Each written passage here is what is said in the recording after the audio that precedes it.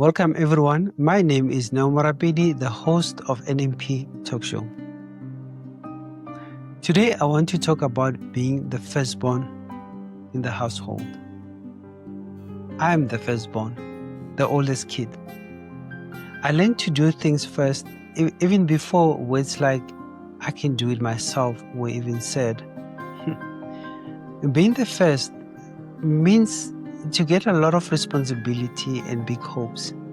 People will tell you to be a good example, and you would say yes, even when you're not sure how to fit your own new pair of shoes. I'm like the prototype, the test version of a person who should have life figured out before anyone else gets a 10. It isn't always easy.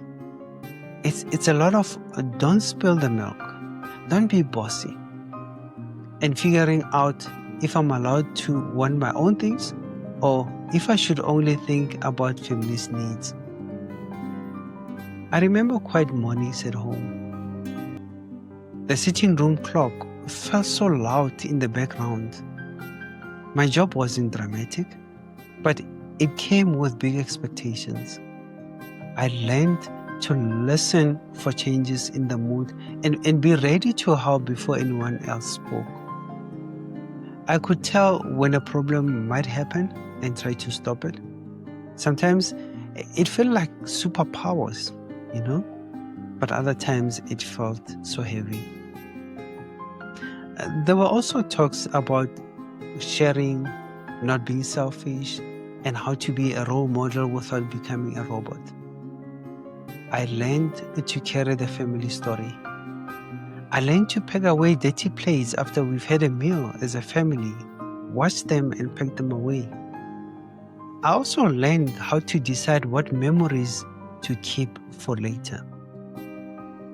And there's always this guilt part that you always grow with. If I made a mistake, I worried it would be held against me. And if I fixed it, I still worried about what people thought. The guilt sits in the background and it makes the room feel smaller. I also learned to redefine success. It isn't about being perfect. It's about showing up even when I'm scared of letting someone down. The firstborn often becomes the keeper of the family plan and the memory keeper. There are perks too that comes with being a firstborn. The seat at the table comes a little sooner. When you have siblings, you used to sit on the floor and having your dinner there. This time, now you graduated. Now you have a chair on the table. And then other things, you could see patterns before problems start. And you also be the go-to person when something needs to be done. But these perks came with a price. You holding a piece of the family's future and you try to protect it even when you're tired. There's humor in the mix as well. A sibling might come to you and say, do you really know what you're doing? And you might say to them, or I would say to them, I'll figure it out before you even notice. There's laughter, and that laughter helps me learn patience, humility, and grace. The best memories are the messy, honest ones, not perfect ones. So, what does it mean to be the firstborn today? It means carrying a history of planning, learning to love in stages, and thinking fast. It means you often set the pace and show how to handle pressure with a calm voice and kind eyes. Your life will be a growing draft, not a finishing painting or a finished painting. To the firstborns there who are listening, you don't have to be perfect.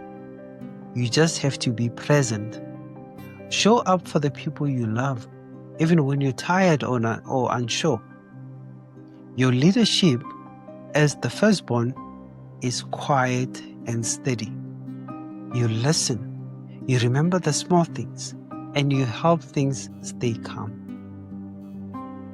To everyone else that is listening, if you were younger or not yet born, you've probably benefited from the firstborn's work. Believe it or not. You've inherited routines and the ability to help each other. You've seen that one steady person, which is that firstborn, can guide many that comes after. So here's a closing thought. Being first isn't about being flawless. It's about growing in front of others, turning mistakes into lessons to those who come after you, and loving with patience. If you're a firstborn, let responsibility become your strength. Let your laughter remind people that even big expectations can feel lighter when you share them. Thanks for listening. If you're driving, walking, or even sitting still, I hope parts of your story rang true. Until next time, take care of the people that you love and give yourself a little grace too. Thank you for listening to this episode of Being the Firstborn.